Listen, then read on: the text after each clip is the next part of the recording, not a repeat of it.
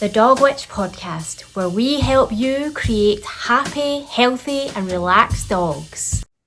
Hi there, and welcome to the latest edition of the Dog Witch podcast. I'm Lisa McCabe, your host, and today I am joined by a very special guest. We have Lisa Hopper with us from Lisa Hopper Counselling, and we are going to just delve in and say hello to Lisa. So, hi, Lisa, welcome.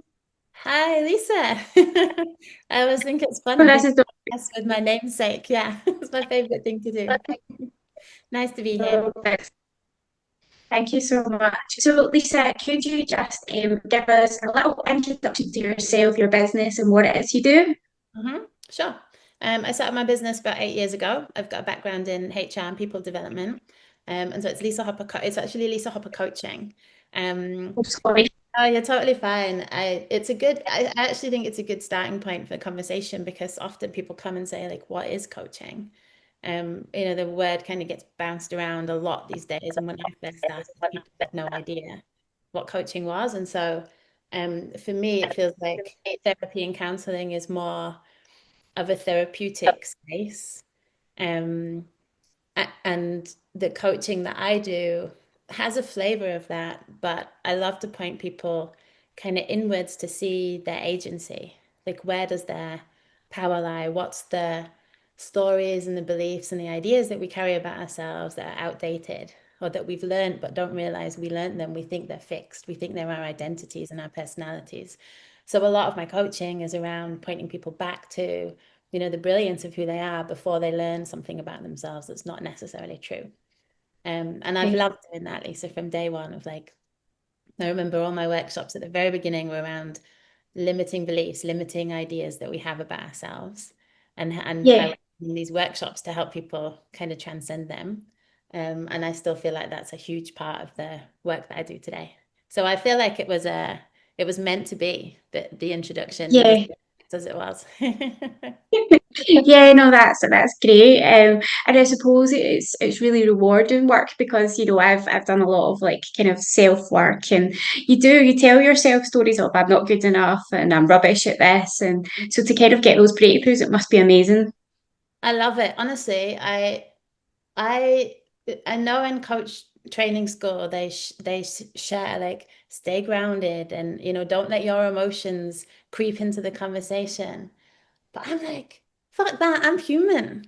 And there's someone in front of me who's sharing like something that's wildly vulnerable or wildly successful, like something that ha has been in their life for a while that they've now transcended, and the impact and the difference that they're seeing that makes. And it moves me. Like, I'm not gonna sit there like a robot and be like, well, good for you, well done. I'm like, oh my God, that's amazing. So I love that. We can laugh together, we can cry together. It's so rewarding. I can't actually believe I get to do this for a living, to be honest. I'm still pinching myself to this day. You know, I think anyone that kind of runs their own business, we're all a bit like that, aren't we? It's just like an extension of us. You just get so passionate and so excited about your business, don't you? Yeah, 100%, 100%. And I think if we're not careful, it can that passion and that care for it can creep into like, you know, everything that we do, and it can become overwhelming and it can become suffocating, and then we can be at the mercy of how much we care about it. So Yeah, I think there is a tuning into, am I running the business or is the business running me? And yeah, definitely. constantly just keep coming back to that question and just making the adjustments and the tweaks. And that's internal and external. I think there's things that we can do to set up systems and structures in place to help manage our time and our productivity. But I do think a big part of it is internal as well. And we carry a lot of Yeah, guilt. So about all of this. It's like we carry guilt if we're not in the business. So we carry, there's a lot of stuff, there's yeah, a lot of emotion that we can carry from these ideas that we have about what it's like to care about someone or to care about the work that we do, and what's high level of service that we can provide, and what does that mean, how much do we have to give of ourselves to be able to keep that service up. And so I think it's taking a fresh look at what if I could be more impactful in less time. Like, what would yeah. that look like for me? If I feel like I'm constantly having to give more and more and more, there might be a different way of looking at what you're doing that's going to serve you better as well, because you're part of the service equation, right? As business owners, we're all part of the service equation. Yeah, definitely. I mean, that's totally true because if you just give and give and give, eventually you'll just burn out and then you have nothing left. So you're no use to yourself and no use to anyone else. Exactly. That's when the quality of service starts to dip big time because you're just, like you say, you're burnt out. You haven't got anything left in the cup to give. So yeah, it's super important. And when did you realize that this was for you? Like you wanted to go down the road of, creating your own business?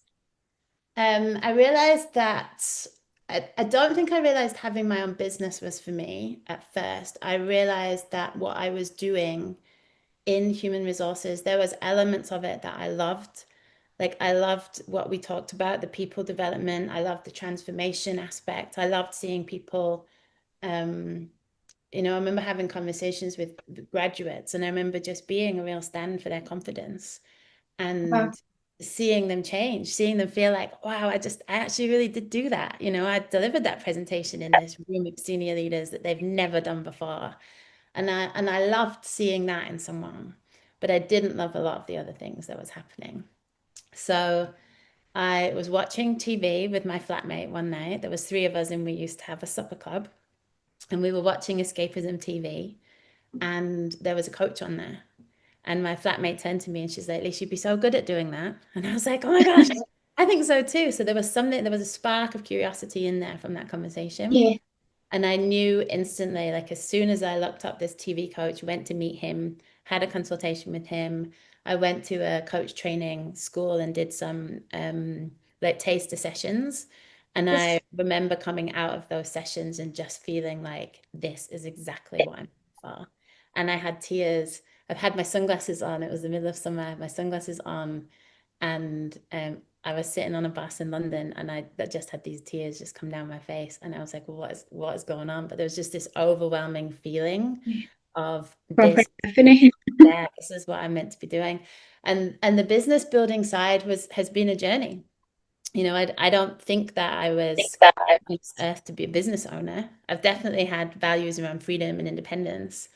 Um, but the coaching, you could put anyone in front of me and I would love to coach them. But the learning to love the business side of Yeah. things was a journey that I had to go on. And now I do love it, and it still has its moments.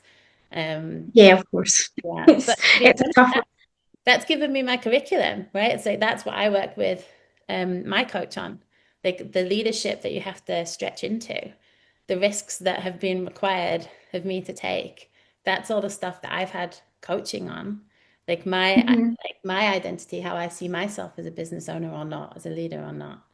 Um, and I can't remember this, Lisa. I can't remember exactly what I am. I think in the Chinese astrology, I'm a goat. And Okay. I'm a Leo, and then my moon sign is Gemini. And I don't have a huge understanding of all of this. I just like sometimes going in and looking at my horoscope and letting it take decisions away from me for the day.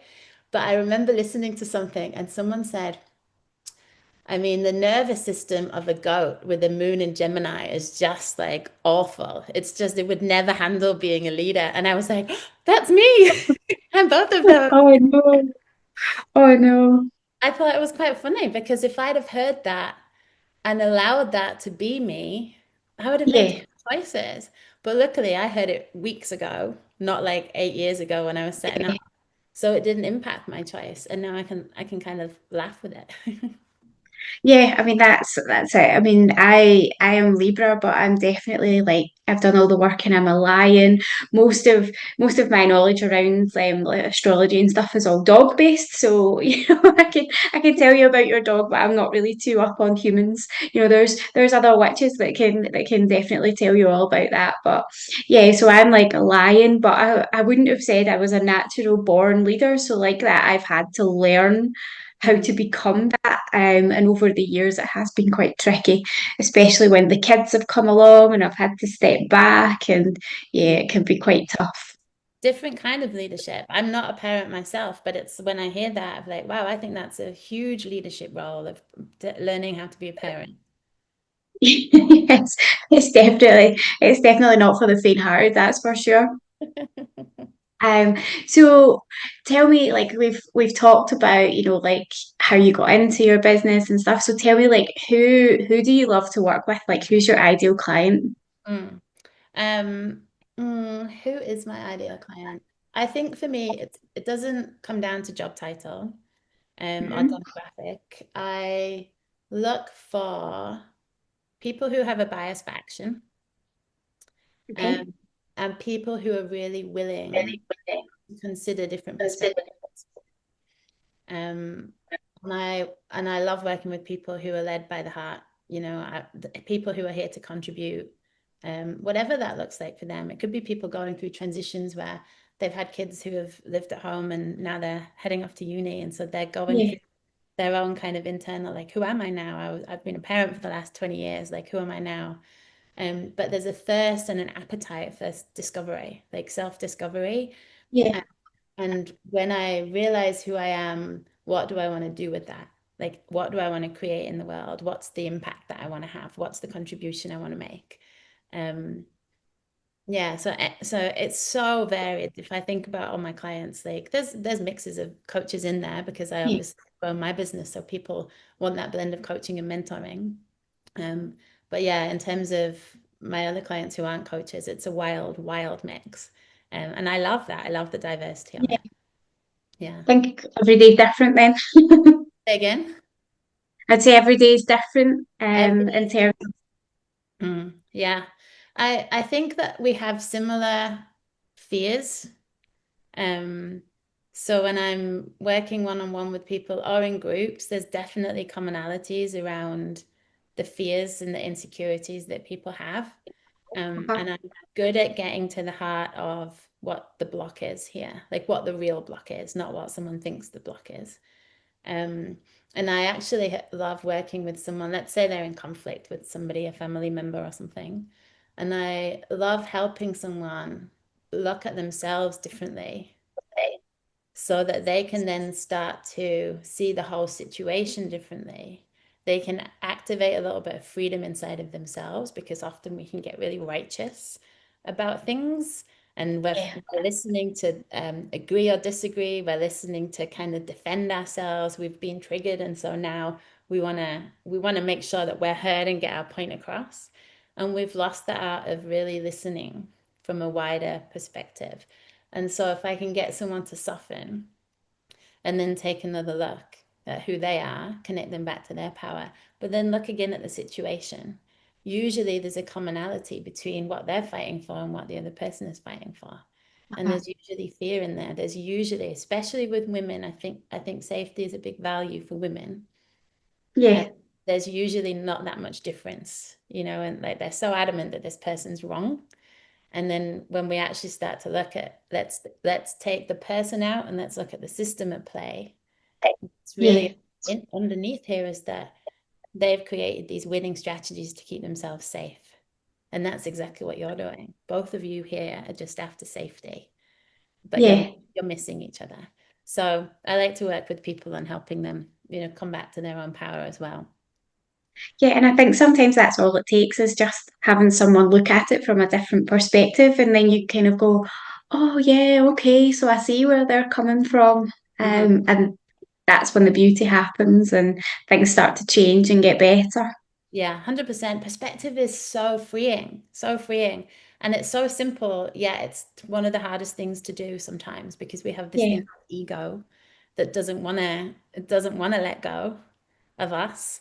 And so even if, I've been in rooms where people have said things like, yeah, well, I don't want to give you that, like as a joke, but it's that you can see like they don't want to admit that somebody has said something that's actually quite insightful and would be a Uh, more helpful way of looking at things, but they're like, yeah, I don't want to give you that because I just want to stay in my story a little bit here. So yeah, sometimes it is a case of detaching our identity from the ego's grip as well. Otherwise, if we surrender, then it means something about us. Uh, uh, and that I think we all find that quite tricky at times. yeah, definitely. And I think like we've kind of talked about, bits and bobs about how you can help people, but what's the kind of journey that people go on when they come to you for help? Um, it depends on what they're wanting to create. So usually we would start at the very beginning, we would start with doing a bit of an assessment. Let's look at these 20 plus different areas of life. and we give them a score, and then we dive into some of them, and we prioritize which are the ones that you want to look at. What is the difference that you want to see 6 months, 12 months from now? Um, yeah, and we look at like what would need to occur in these different areas for you to be living your fullest life. Um, and then my journey is very much taking people on that kind of like inner inquiry. Because usually what's being presented is not what we actually need to solve.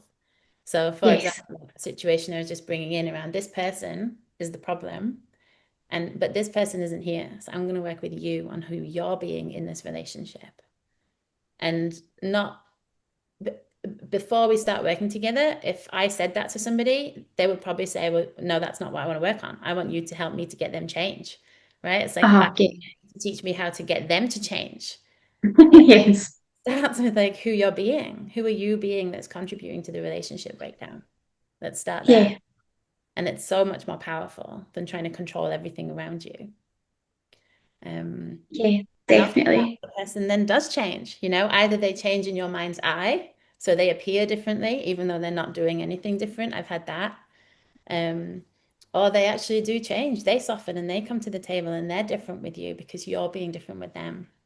Yeah, Uh, yeah, and I think that's just all part of life, isn't it? And like I had to take some time out to really evaluate things for myself last year because I was really upset and so emotional and I just felt really stuck. And actually what it came back to was I hadn't actually dealt with all the grief that had happened.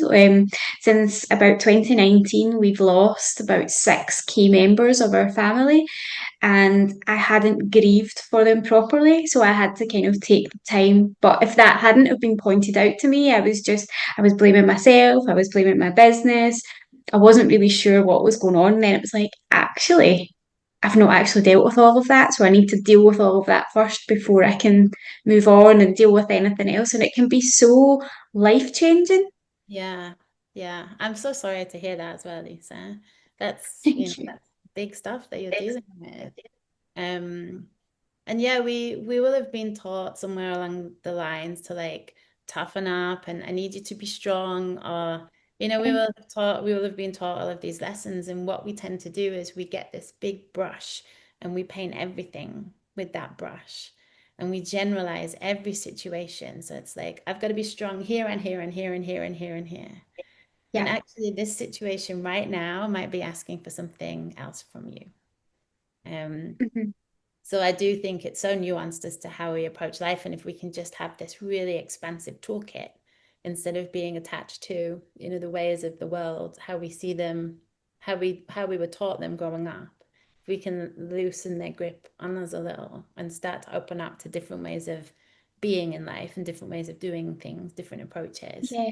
then we can start to see what's the approach that's going to really serve here. And and I can relate to, if someone was to saying to me like to go to a place that I don't feel like I would be able to handle going because I'm afraid of what would come out of that if I looked. Will I be able to Yeah. stop crying if I start? And Yeah. what's Totally. the impact on my business if I can't hold it together? And so there can be all of these pressure points that make it look like it's not possible for me to grieve right now. That's going to have to wait because I've got all of this. And Uh, and so some of it will be a fear of what's the can of worms I'm going to open up and will I be able to handle it? oh, 100%. Yeah. Yeah, yeah. And I mean, credit to you for doing it and really being a stand now to share that story as well with people so that they can feel some possibility for themselves if they're listening and hearing, this is resonating. Yeah. Yeah. I mean, that's it. I mean, obviously, lots of our listeners are dog owners, or I would hope that they're dog owners. And I think like grief round about dogs as well, we tend to feel quite guilty because, in society sometimes, I mean, things are changing now, but certainly in society, they're just the dog. But Mhm. they're so much more than that. They're your furry children, they're your therapist, I couldn't get over the or not get over, but I couldn't deal with the grief of losing my two dogs because they were my constant. They were here with me 24/7. And I think as dog owners, sometimes we kind of go, oh, maybe I shouldn't speak about that or put that across to someone else because they'll think I'm absolutely stark raving crazy, you know. But it's learning to think that it's okay to be like that.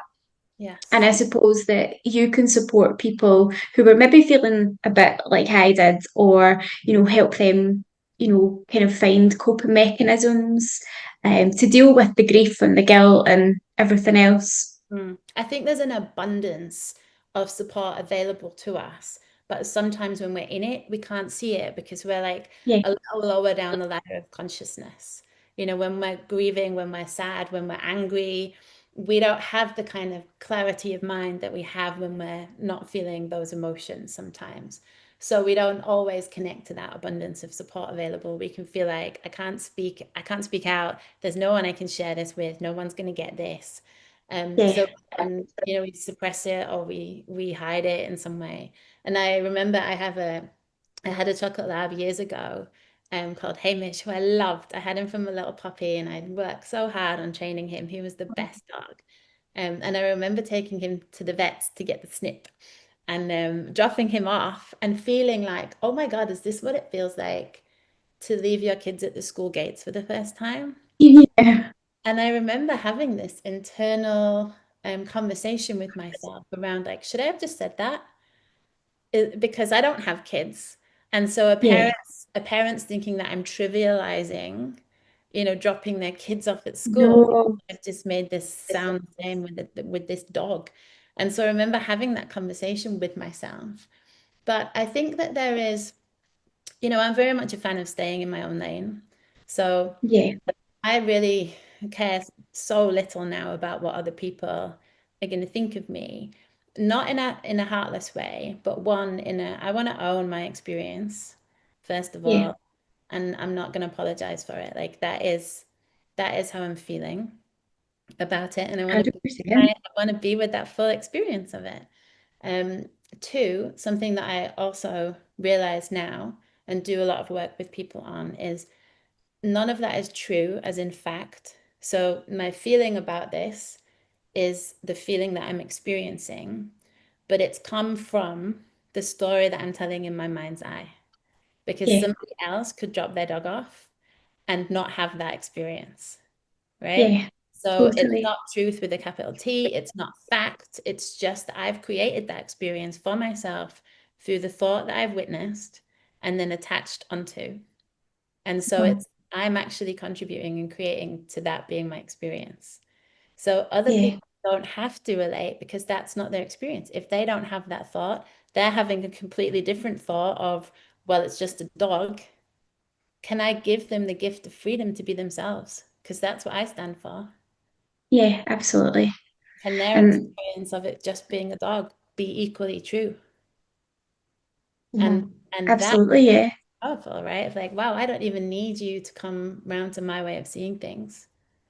If I want to give you that gift, I think this is so freeing and powerful is to be like, I'm going to give you the gift of being whoever you are, like the yeah, free, 100%. because where else does that happen? So many No, people. exactly. And I think that you're taken away from like living in your head and just going, yeah, well, that's my experience, that's my thoughts, that's yours, and that's cool. We're both fine. That's Exactly. And the more I speak about it and the more I share about it, funnily enough, I'll filter people in and out. And there's an abundance of people. So I'm going to draw in the people who have dogs, who have gone through that experience, or they've lost a dog, or, they know what it's like. And we'll connect and bond over that. And that's a beautiful yeah, thing. So why would I need to hide or change the thing that could potentially be a really powerful connection? Um, yeah. yeah. I suppose, and that's just a beautiful thing to take from that. Um, Obviously we've talked about you can see your passion shining through, but is there anything about your business or your work that you don't like? Oh God, so much. Um, Let me have a think about this. I've been really good at finding the joy and the fun in the hard moments as well. So Ah, it's I'm definitely not like on a cloud going, oh my gosh, I absolutely love everything. But I am good at if there's stuff that I need to do and I'm not feeling like it, I can still have fun with it because it's an attitude. I think it's a perspective, it's an yeah, attitude that you can take. And I think if you, what we just talked about, where we don't get attached to the feeling being truthful or fact, um, then we can play around with different perspectives that will bring us different feelings and different emotions about the task that we're doing. And it can change the actual task in an instant. I don't yeah. know if that makes sense. Feel free to ask things if what I'm sharing doesn't sound like it's making No, sense. it's totally I'm bought into it. You know, I'm Good. on the same wavelength. But I think, I love coaching. I absolutely love coaching. I love standing in the front of the room and I love working one-on-one with people and helping them come out of themselves and feel freer and lighter. So that is like my number one in my business. If I Yeah, get to do that all day long, that's what I'll do all day long. Um, I literally don't changing, put in.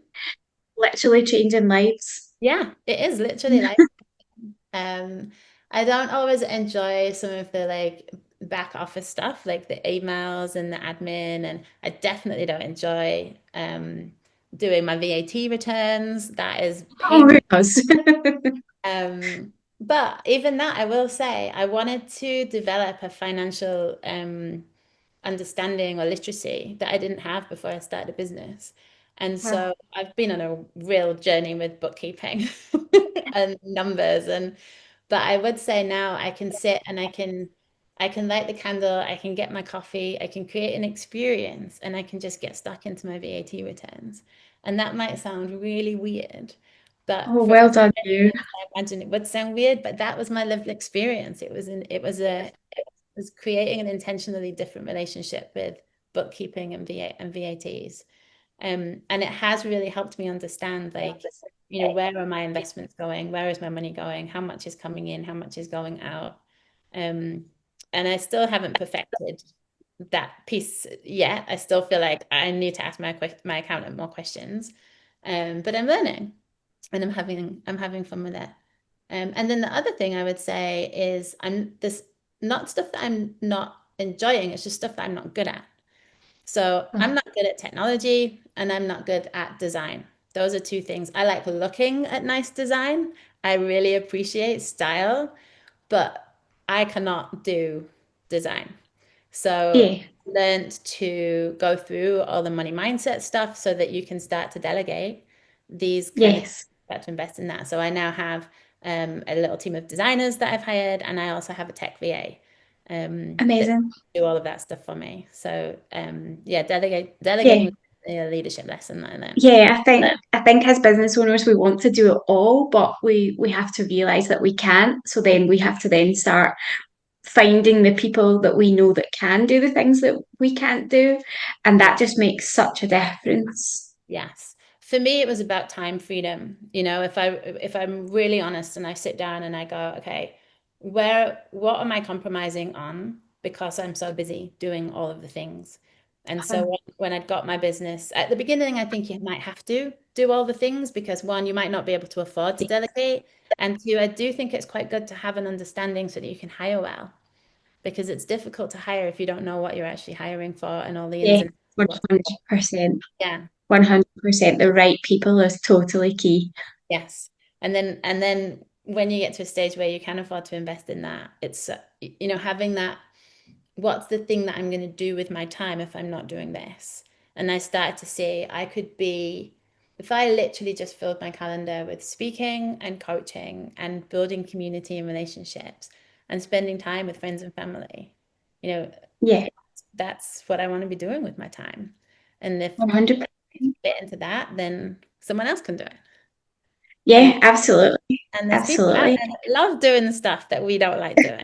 Exactly. That's it. Just give it to them. Really? Do you really? There's like a little bit of me that doesn't want it. I don't believe it. It's like, do you actually enjoy doing this? Like, I can't get my head around that. I know, yeah, yeah. I'm a bit the same, like VAs who love systems and processes. I'm like, really? Oh, just on you go, you do Yeah. it. Goodness, we're all different in that regard. Yeah, 100%. So I think that's probably like a really lovely way to kind of tie up this interview. But before I let you go, Lisa, can you please tell people how they can get in touch with you and how they can work with you? Yeah, sure. My website is probably the best part of call. It's lisahoppercoaching.com. All my socials, I'm on LinkedIn, Facebook, Insta, they're all on the website. So yeah, but I love connecting with people. So head over there and reach out. Brilliant. And no worries, and I will put all the links in the show notes anyway, so people will be able to get that. But thank you so much for your time today, Lisa. I've loved chatting to you. So yeah, thanks a lot. So thank you so much for listening to this episode of the Dog Witch podcast. And I will be next with Laura McGuinness from the Glasgow Guinness Club. So take care. Speak to you soon. Bye. Thank you for listening to the latest edition of the Dog Witch podcast. Don't forget to tune in to our next episode soon.